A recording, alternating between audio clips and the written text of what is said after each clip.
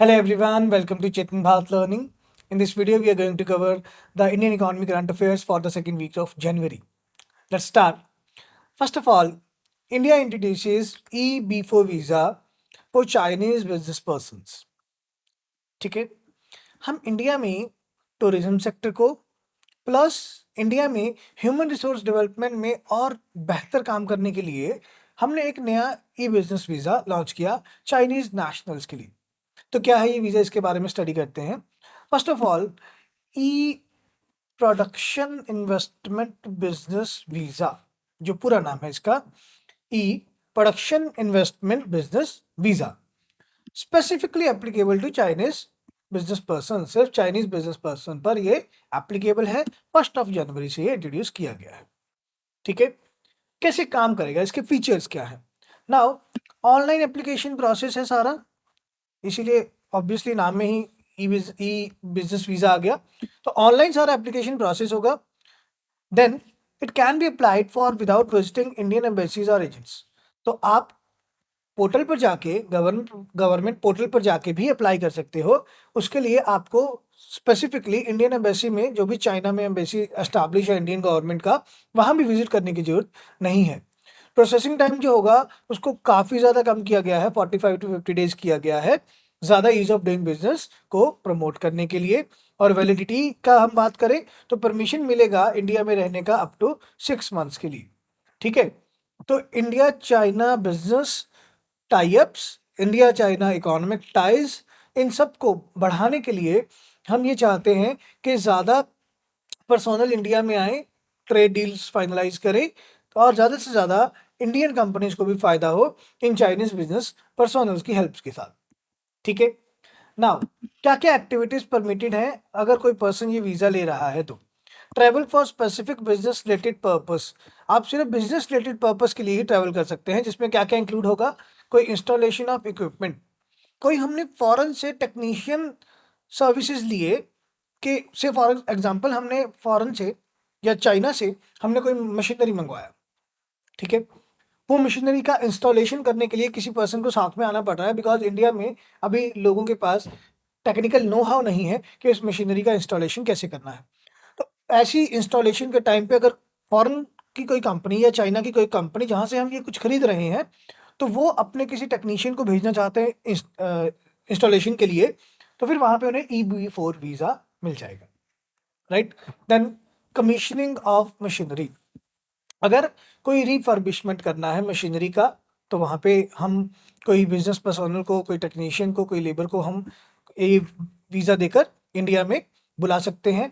And investment related business, sorry, production and other investment related business activities, कोई भी production related activities, कोई भी investment related activities में ये वीज़ा एप्लीकेबल होगा।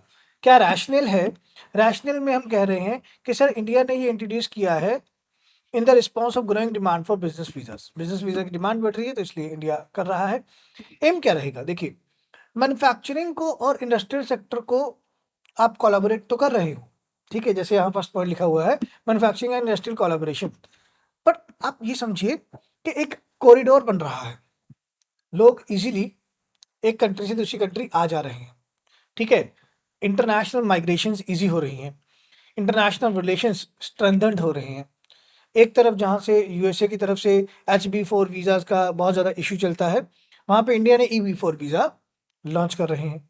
तो ये एक अच्छी बात है कि ओवरऑल वर्ल्ड ऑर्डर में इंडिया या इंडियंस का जो डायस्पोरा है, तो उनकी रिलेशन स्ट्रांग हो रहे हैं। प्लस चाइना, जो कि हमारा एक बहुत टाइम से ट्रेडिंग राइवल के रूप में देखा जाता था, अब वो ट्रेडिंग पार्टनर के रूप में देखा जाएगा। तो ये एक अच्छी बात है कि इकोनॉमी में गवर्नमेंट जो ओवरऑल चेंजेस ला रहे हैं और जो चेंजेस लाने का वे है, वो बहुत ज़्यादा लाजवाब है। Then ease of doing business promote होगा, ये मैंने आपको अभी बताया कि कंप्लायंस नहीं है ज़्यादा, कंप्लायंस बर्डन बहुत कम है। एंड फॉरेन इन्वेस्टमेंट और टेक्नोलॉजी डिप्लॉयमेंट को पुश मिलेगा। Clear? Now what is the significance? For significance, it supports India's manufacturing and infrastructure push. ये इंडिया के मैन्युफैक्चरिंग को, इंफ्रास्ट्रक्चर को पुश देगा। ज़्यादा लोग टेक्निकल नो हाउ वाले हम इंडिया में बुलाएंगे और वो ज़्यादा बढ़िया तरीके से मैन्युफैक्चरिंग और इंफ्रास्ट्रक्चर के लिए काम कर पाएंगे। ठीक है, then it help address operational bottlenecks in project involving foreign suppliers. तो जो भी ऑपरेशनल बॉटलनेक्स मतलब कुछ रुकावटें, ठीक है, बैरियर्स। तो कोई भी ऑपरेशनल बैरियर्स होते हैं प्रोजेक्ट में जहाँ पे फॉरेन सप्लायर्स की जरूरत होती है, फॉरेन सप्लाईज की जरूरत होती है, वो थोड़े से एड्रेस हो जाएंगे। And it reflects a calibrated approach to economic engagement amid broader geopolitical sensitiveness। तो जैसे मैंने अभी आपको बताया यूएस से चाइना के कंपैरिजन। क्लियर? आगे बढ़ते हैं। स्किलिंग इन इंडिया काफी ज्यादा important and hot topic for debate कि कैसे हम अपने डेमोग्राफिक डिविडेंड का इस्तेमाल करें। Now rethinking India skilling outcomes. Now किस तरीके से हम स्किलिंग आउटकम्स को चेंज करें? तो ये एक एडिटोरियल था, it was not any news, any current affair नहीं है, ये सिर्फ एक एडिटोरियल था, किसी एडिटर ने अपने पर्सनल व्यूज दिए। बट मेंस में लिखने को बड़ा कंटेंट मिल जाता है ऐसे एडिटोरियल्स के साथ। तो what prevents skilling from becoming a first choice pathway for the youth? क्या रोक रहा, कौन सी ऐसी चीज है जो रोक रही है यूथ को कि आप स्किलिंग की तरफ मत जाएं, आप ट्रेडिशनल वे से ही काम करें? ठीक है। And there are some small share of the workforce being trained. तो ट्रेनिंग सेंटर पर ही नहीं पहुंच पा रहे हैं लोग। But limits industries participation, industries की तरफ से पार्टिसिपेशन नहीं हो रही है। ठीक है। या गवर्नमेंट के पब्लिक स्किलिंग प्रोग्राम बहुत ज्यादा कम है। सेक्टर स्किल काउंसिल्स नहीं है जिनकी जरूरत हो अलग अलग सेक्टर्स में, ताकि एम्प्लॉयर्स अपने क्रेडिबिलिटी के पॉइंट ऑफ व्यू से अपने एम्प्लॉय को स्किलिंग प्रोवाइड कर सकें। तो काफी ज्यादा अच्छा मेरे को ये एक एडिटोरियल लगा, तभी मैं इसको साथ में लेके आया हूँ। देखिए करंट स्टेटस क्या है। प्रधानमंत्री कौशल विकास योजना के तहत हमने 2015 से 2025 में 1.4 करोड़ लोगों को ट्रेन किया और सर्टिफाई किया। ठीक है। फॉर्मली वोकेशनल ट्रेन्ड वर्कफोर्स हमारे पास है 4.1%, पीरियोडिक लेबर फोर्स सर्वे बोल रहा है और वर्ल्ड बैंक बोल रहा है। फॉर्मली वोकेशनली मतलब आपको किताबी ज्ञान से नहीं, आपको प्रैक्टिकल नॉलेज के साथ समझाया जा रहा है। तो फॉर्मली वोकेशनल ट्रेन्ड वर्कफोर्स जो है वो इंडिया में वो सिर्फ 4.1% है। Gross enrolment ratio in higher education is 28%। मतलब ग्रॉस एनरोलमेंट रेशियो क्या होता है? How much people are being enrolled out of how how much people are coming to get enrolled. कितने लोगों को एडमिशन मिल गया डिवाइड बाय कितने लोग एडमिशन लेने आए थे। That is gross enrolment ratio. Now gross enrolment ratio in higher education होता है 12th क्लास के बाद का एजुकेशन। ठीक है, बैचलर्स से स्टार्ट होकर, ग्रेजुएशन से स्टार्ट होकर 28% है। अगर 100 लोग एडमिशन लेने जा रहे हैं बैचलर्स में, अंडर ग्रेजुएशन में, तो सिर्फ 28 लोगों को जॉब मिल रही है। हमारा टारगेट है 50% बढ़ाना है इसको 2035 तक।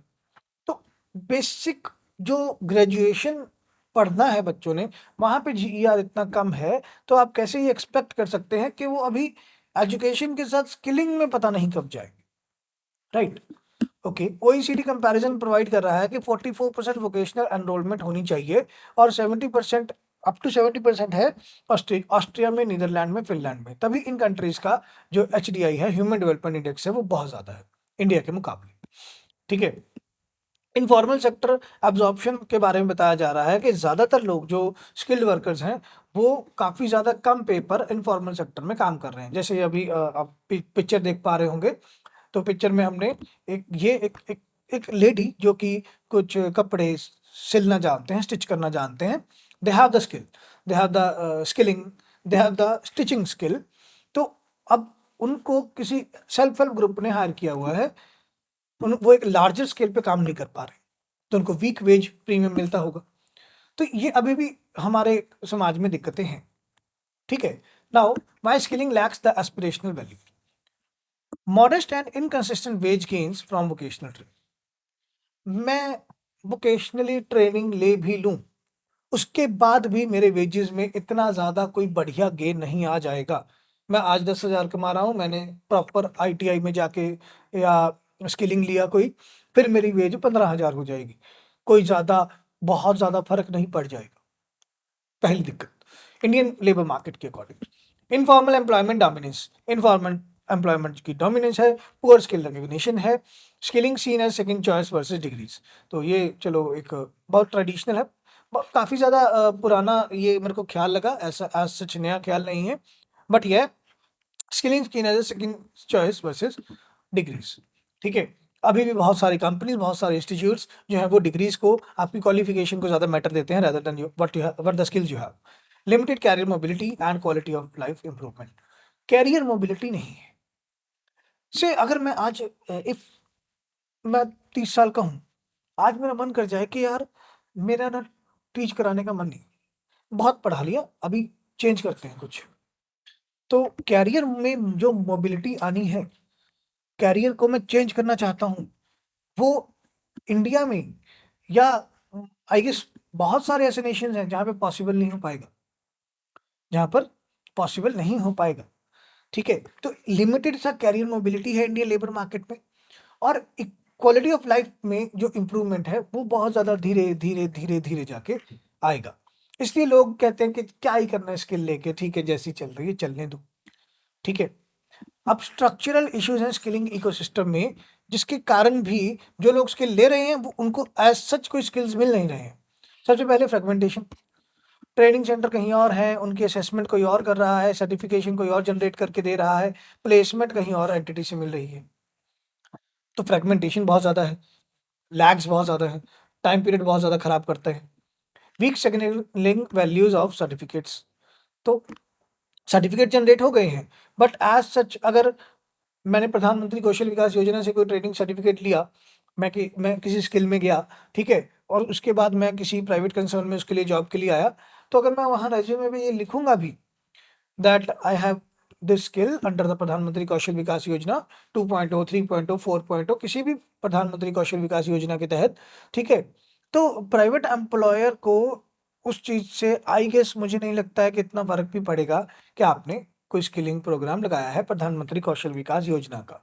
ठीक है, हम most of the time experience matters. क्या एक्सपीरियंस क्या है, कितने साल आपने इंडस्ट्री में काम किया है, आपने अपने आप को स्किलिंग में लेके गए, रीस्किलिंग में लेके गए, ठीक है, वो शायद ना हो पाए। नो रेपुटेशनल और आउटकम बेस्ड अकाउंटेबिलिटी, रेपुटेशनल और आउटकम बेस्ड अकाउंटेबिलिटी नहीं। ठीक है, कि मैंने स्किल गेन कर लिए तो कौन मुझे रेपुटेशन प्रोवाइड कर रहा है? सारे मार्केट में यही बोलेंगे, अच्छा कोई स्किलिंग कोर्स किया है, ठीक है अपने लिए किया है। अप्रिसिएशन नहीं है एक दूसरे के लिए, एम्पैथी नहीं है एक दूसरे के लिए, जिसके कारण लोगों में ये मोटिवेशन नहीं आ पाती कि हम पर्टिकुलर किसी स्किल सेगमेंट में जाएं। Public skilling not used as a hiring benchmark by industry. वही जैसे मैंने अभी आपको कहा कि जो गवर्नमेंट के स्किलिंग प्रोग्राम्स हैं उनका इंडस्ट्री में मतलब प्राइवेट सेक्टर में हायरिंग बेंचमार्क के रूप में उसका इस्तेमाल नहीं किया जाएगा। क्लियर? नाउ रोल क्या है इंडस्ट्री का? सबसे पहले तो गैप्स हैं। बहुत ऐसे प्राइवेट सेक्टर हैं हमारे पास जो इस बात के लिए तवज्जो ही नहीं दे रहे कि हाँ जी हम स्किलिंग करवाएं अपने प्रेजेंट एम्प्लॉयज़ की, या फ्यूचर एम्प्लॉयज़ के लिए हम कोई ट्रेनिंग प्रोग्राम्स लॉन्च करें। Then high traction about 30 to 40% but low systematic participation. ठीक है, आप चाहते हैं कि कोई प्रोग्राम्स हैं हमारे पास, ठीक है, ट्रेनिंग सेंटर्स बनाए हैं, प्राइवेट कंपनीज भी ट्रेनिंग तो प्रोवाइड कर ही रही हैं, तो लगभग 30-40% लोगों को वो ट्रेनिंग दे रही हैं अपनी एम्प्लॉयज़ में से, बट उनकी पार्टिसिपेशन कितनी है, वो प्रेजेंटली एक्टिवली कितना पार्टिसिपेट कर रहे हैं? बहुत लोग। ठीक है, ज़्यादातर प्रेफरेंस किसको दिया जाता है कंपनीज की तरफ से या इंडस्ट्रीज की तरफ से? इंटरनल ट्रेनिंग करा दो जी, हमारी ऑन द जॉब ट्रेनिंग करा दो, जहाँ पे हम जॉब करने आते हैं वहीं ट्रेनिंग करा दो, अलग दूर हमें मत भेजो। ठीक है, हम नहीं चाहते हैं अलग ट्रेनिंग सेंटर। रेफरल्स चाहते हैं हम ज़्यादा से ज़्यादा, प्राइवेट सर्टिफिकेशंस चाहते हैं हम ज़्यादा से ज़्यादा। लिमिटेड रोल होना चाहिए। लिमिटेड रोल में क्या बात की जा रही है? करिकुलम डिज़ाइन करो, सर्टिफिकेट स्टैंडर्ड लेके आओ, असेसमेंट रिगोरसली करो, ताकि ज़्यादा से ज़्यादा लोगों के बारे में पता चले कि स्किलिंग के बाद इनको क्या फ़ायदा हुआ है। ठीक है, अब सेक्टर स्किल काउंसिल्स की बात की जा रही है कि सेक्टर स्किल काउंसिल जो बनाई थी वो एक अच्छा वर्केबल मोड नहीं रिसीव कर पाए और उनके कुछ फेलियर्स सामने आए, जैसे कि mandatory to anchor employability and standards. उनको बनाया गया था कि तुम लोगों में एम्प्लॉयबिलिटी बढ़ाओगी, पर ऐसा कुछ देखने को नहीं मिला। Reduced largely to standard setting bodies, तो ये सिर्फ एक स्टैंडर्ड सेटिंग बॉडी बन के रह गई है कि सरकार ने ये कोई स्किलिंग स्कीम लॉन्च किया है, तुम इसके लिए बेसिक स्टैंडर्ड्स लॉन्च कर दो, चल आगे बढ़ो।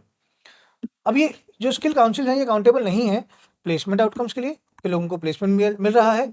स्किल रेलेवेंस के लिए जो स्किल सिखाया है वो कौन सी इंडस्ट्री में जाके इस्तेमाल होगा, उसके लिए कोई ये बेनिफिट रिस्पॉन्सिबल नहीं है। एंड बाइनरी सर्टिफिकेशन, सिर्फ पास फेल का सर्टिफिकेशन आएगा, ये नहीं बताया जाएगा कि स्किलिंग में भी तुमने कौन से सेगमेंट में ज़्यादा बढ़िया काम किया, कौन से में नहीं किया।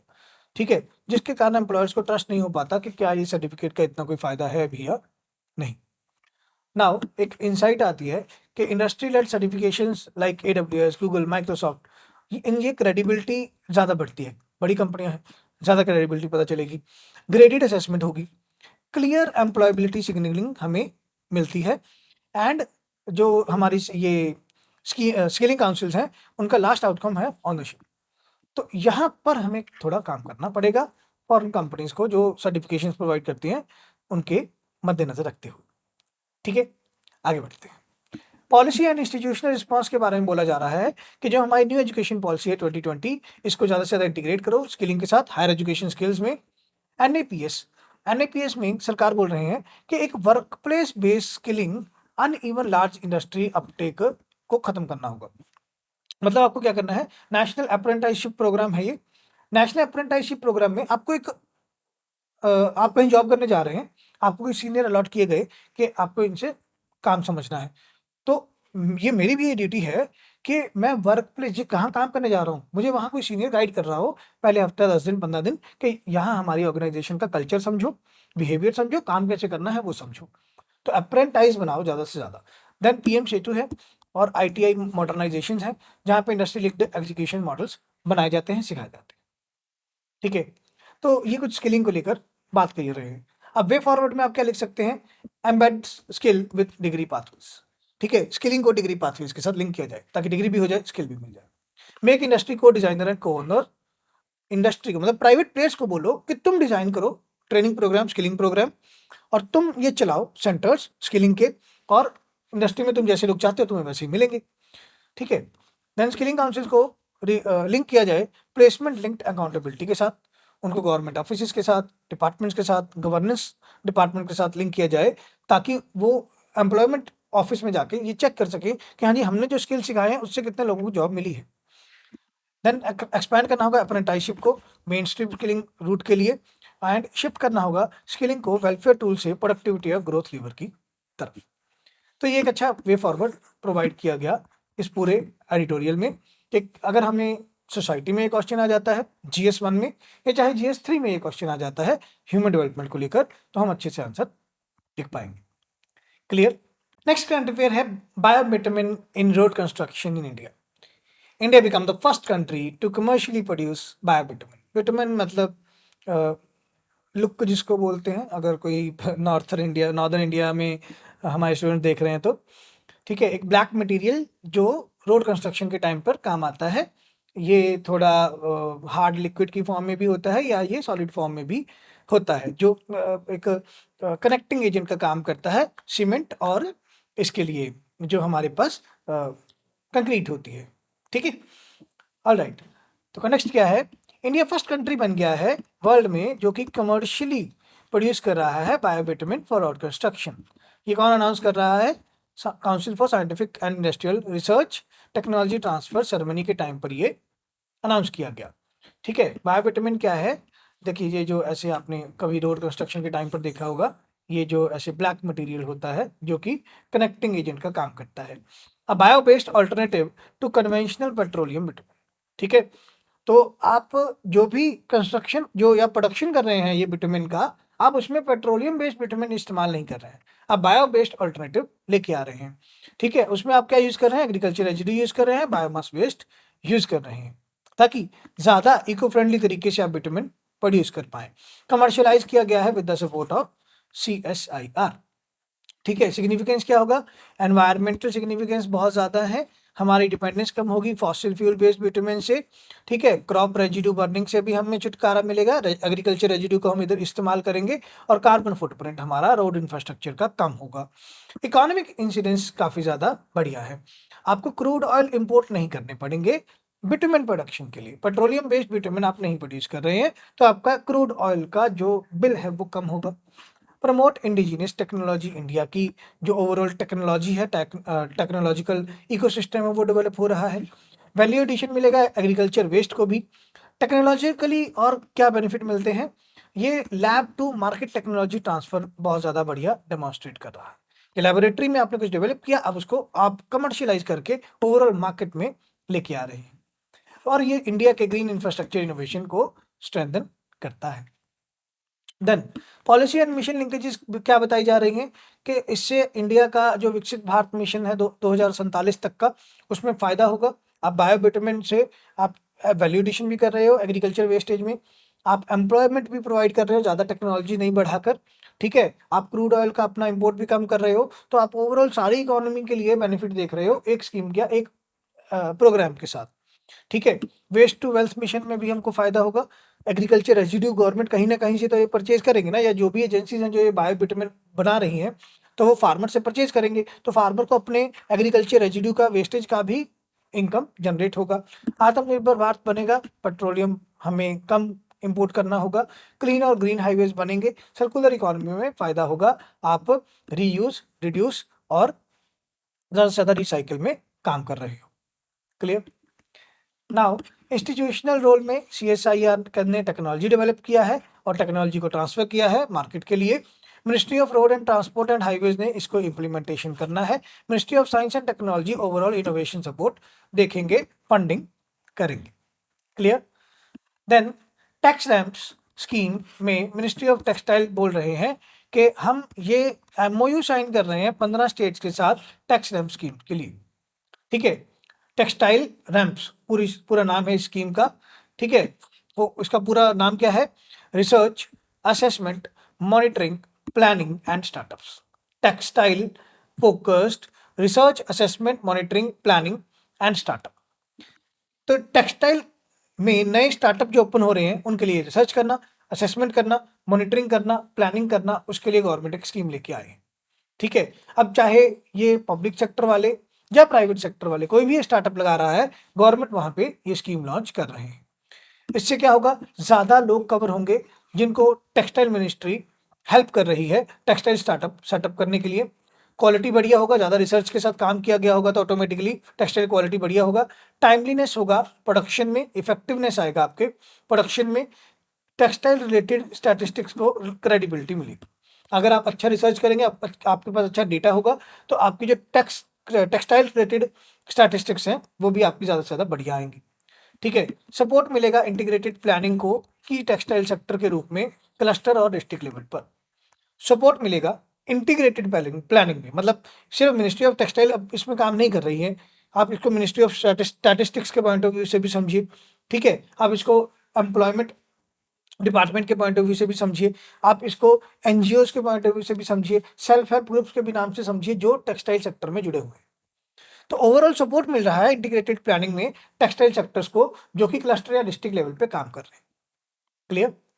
फीचर्स क्या है इन MOUs के, कहते हैं हमने हैंडलूम सेक्टर को, हैंडीक्राफ्ट सेक्टर को, अपैरल टेक्निकल टेक्सटाइल सेक्टर को ग्रांट्स प्रोवाइड करनी है 12 lakh per year to each state और UT, जिसमें 1 lakh per year per district for district action plan के लिए प्रोवाइड किया जाएगा। टेक्निकल टेक्सटाइल्स को प्रमोट करना है, हैंडलूम को, हैंडीक्राफ्ट्स को, तो आप ये कह सकते हैं कि ज़्यादा फायदा आर्टिसंस को प्रोवाइड करने की बात हो रही है, जिसमें PVTGs को भी हेल्प मिलेगी, पर्टिकुलरली वल्नरेबल ट्राइबल ग्रुप्स को भी फायदा होगा, ठीक है। तो नेशनल टेक्सटाइल मिनिस्ट्री कॉन्फ्रेंस हुआ है गुवाहाटी में, वहां ये 15 MOU साइन किए गए हैं। सिग्निफिकेंस क्या है, डेटा ड्रिवन पॉलिसी प्लानिंग होगी, रिसर्च और मॉनिटरिंग बढ़िया होगी टेक्सटाइल में, रीजनल टेक्सटाइल क्लस्टर और स्टार्टअप्स को लगाने में हेल्प मिलेगा, और इंडिया का हेरिटेज, इनोवेशन और इकोनॉमिक ग्रोथ होगा टेक्सटाइल के मद्देनजर। क्लियर। देन वी हैव स्वामी इन्वेस्टमेंट फंड 2.0 स्वामी fund protected home buyers trust, ठीक है। हमने अफोर्डेबल हाउसिंग के लिए ये फंड बनाया है। तो स्वामी फंड पहले आ चुका है 1.0। स्वामी फंड के लिए बोला जा रहा है कि होम बायर्स के इंटरेस्ट को हमने प्रोटेक्ट किया है, हाउसिंग सेक्टर को रिवाइव किया है, एम्प्लॉयमेंट जनरेट किया है, ओवरऑल इकोनॉमी को फायदा हुआ। फुल फॉर्म क्या है, special window for affordable and mid income housing. Special window for affordable and mid income housing, तो आप मिडिल इनकम लोगों के लिए अफोर्डेबल हाउसेज बना के दे रहे हैं और उनको परचेज करने के लिए इस फंड से पैसा प्रोवाइड कर रहे हैं एज अ लोन। तो जो इन्वेस्टर हैं उनको भी फायदा हुआ, उनके भी घर बिके, ठीक है। जो कस्टमर है उसको फ़ायदा हुआ कि उसको ईज़ी लोन मिल गया और वो अब टेनेंट से ओनर बन गया किसी कंस्ट्रक्शन कंपनी का, सॉरी अपने हाउस का, ठीक है? वो टेनेंट नहीं रहा। देन जो मिडिल इनकम ग्रुप है, जिनके पास इतना परचेजिंग पावर नहीं है कि वो किसी मेट्रोपॉलिटन सिटीज़ में जाके अपना ले लें घर पूरा, तो उनके लिए भी वो फ़ायदा हो जाता है। और जो घर बना रहे हैं, उनको भी पूरे हाउसिंग सेक्टर में बूस्ट मिलेगा, एम्प्लॉयमेंट भी जनरेट होगा। तो ये ओवरऑल स्कीम से आप अर्बनाइजेशन को ट्रांसफॉर्म करने में हेल्प कर रहे हैं। नवंबर 2019 में लॉन्च किया गया था। यूनियन कैबिनेट ने अप्रूव किया था नरेंद्र मोदी जी की अगुवाई में। एसबीआई वेंचर लिमिटेड इसको मैनेज कर रहा है। एसबीआई की एक सब्सिडरी है एसबीआई वेंचर लिमिटेड, वो इसको मैनेज कर रहा है। तो जो भी ओवरऑल फंड में से लोन देना है, वो ये वाली company SBI venture limited manage कर रहे हैं। ऑब्जेक्टिव क्या है? लास्ट माइल फाइनेंसिंग प्रोवाइड करनी है स्टार्ट हाउसिंग प्रोजेक्ट्स के लिए, specially affordable and mid income housing के लिए। ठीक है, फंडिंग का स्ट्रक्चर क्या था? 15,500 करोड़ प्रोवाइड किया गया था गवर्नमेंट ऑफ इंडिया के नाम पर, पीएसयूज एलआईसी ने मिलके इन्वेस्टमेंट प्लेटफॉर्म के रूप में इसको देखा गया। देन डेट फाइनेंसिंग में प्रायोरिटी दी गई कि हम आपको कर्जा देंगे घर खरीदने के लिए। ठीक है, तो जो स्ट्रेस्ड रेजिडेंशियल प्रोजेक्ट्स हैं, जहाँ पर घर नहीं बिक रहे हैं जल्दी, या किसी ने लोन लेकर घर लिया था और उसका जो लोन है वो डिफ़ॉल्ट कर रहा है, तो वहाँ पे आप डेट फाइनेंसिंग कर रहे हो। ब्राउनफ़ील्ड प्रोजेक्ट्स में भी आपको फ़ायदा मिलेगा। अब ब्राउनफ़ील्ड प्रोजेक्ट होते हैं जहाँ किसी एरिया में पहले ही कोई पर्टिकुलर प्रोडक्ट बिक रहा है, आप वहीं पर जाके आप अपना सेम सिमिलर नेचर का कोई प्रोडक्ट बेचना चाहते हैं। तो ऐसा तो नहीं है कि पूरे इंडिया में कहीं घर नहीं बने होंगे, फिर भी लोग रियल एस्टेट में काम करते हैं, घर बनाते हैं, घर बेचते हैं। ठीक है? तो उसे ब्राउनफ़ील्ड इन्वेस्टमेंट बोलते हैं। तो ब्राउनफ़ील्ड प्रोजेक्ट्स को भी फ़ायदा होगा, लोग रियल एस्टेट कंपनीज़ के ज़्यादा घर बिकेंगे, वो और ज़्यादा इन्वेस्टमेंट लेके आएँगे। रेरा से रजिस्टर कराए जाएँगे सारे प्रोजेक्ट्स को। RERA is real estate regulatory authority. तो रेरा से, रियल एस्टेट रेगुलेटरी अथॉरिटी से, सारे ये हाउसिंग प्रोजेक्ट्स रजिस्टर कराए जाएँगे। ठीक है? अभी तक दिसंबर 2025 तक हमारे पास क्या अचीवमेंट्स हैं?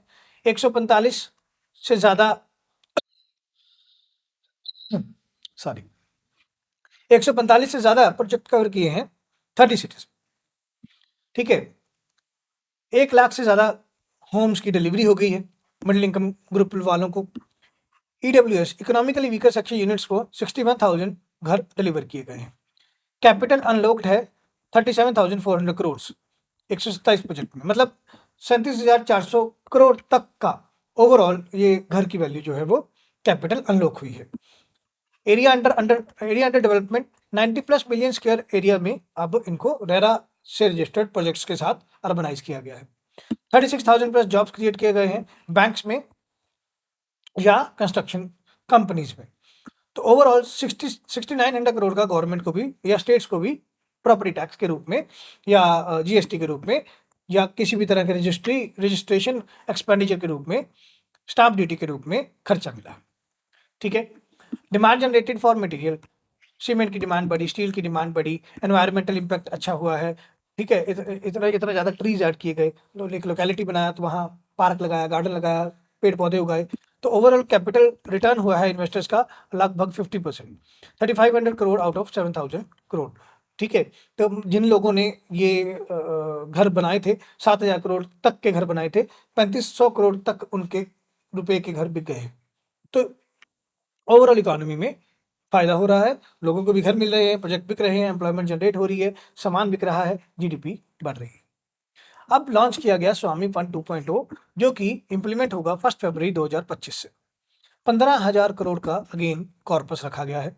ब्लेंडेड फाइनेंस दिया जाएगा, गवर्नमेंट और पब्लिक सेक्टर बैंक्स और प्राइवेट इन्वेस्टर्स की भी इसमें फंडिंग ली जाएगी। ठीक है? अब इसमें हमारा टारगेट है 1 लाख यूनिट्स को कंप्लीट करना मिडिल इनकम ग्रुप्स के लिए अफोर्डेबल हाउसिंग में। होम बायर्स के इंटरेस्ट को प्रोटेक्ट करेंगे, सिग्निफिकेंस में इंपॉर्टेंस में बात कर रहे हैं हम, और स्टॉल्ड हाउसिंग प्रोजेक्ट्स को रिवाइव मिलेगा। ईएमआई या रेंट जो है वो हम रिड्यूस करना चाहते हैं ताकि फाइनेंशियल बर्डन कम हो मिडिल इनकम फैमिलीज का।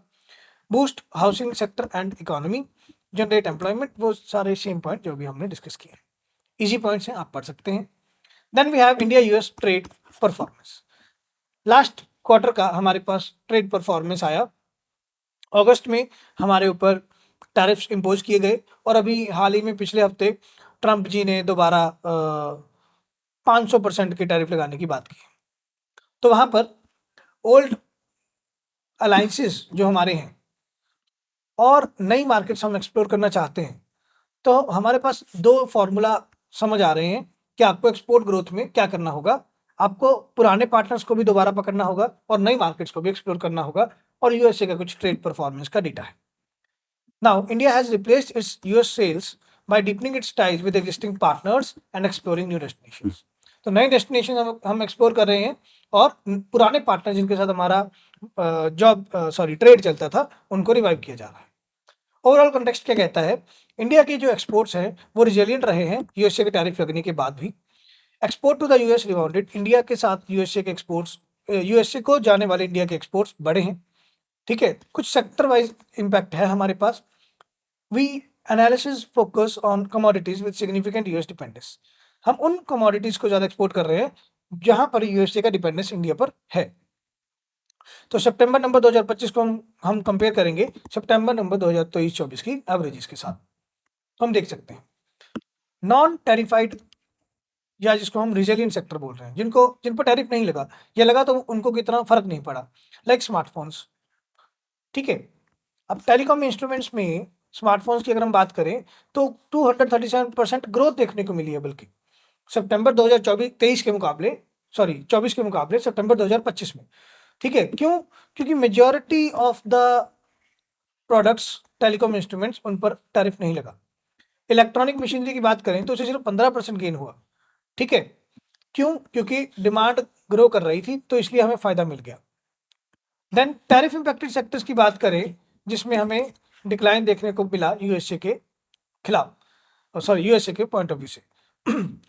India pearls and precious stones export करता है। हमारा यूएसए के साथ 78.5% एक्सपोर्ट डिक्लाइन हुआ। ठीक है, ये मोस्ट इफेक्टेड है। गोल्ड ज्वेलरी की बात करें, ये 39% कम हुआ यूएसए के साथ। कॉटन फैब्रिक्स का दिस मच, मरीन प्रोडक्ट्स का अराउंड 17%, रेडीमेड कॉटन का अराउंड 5%।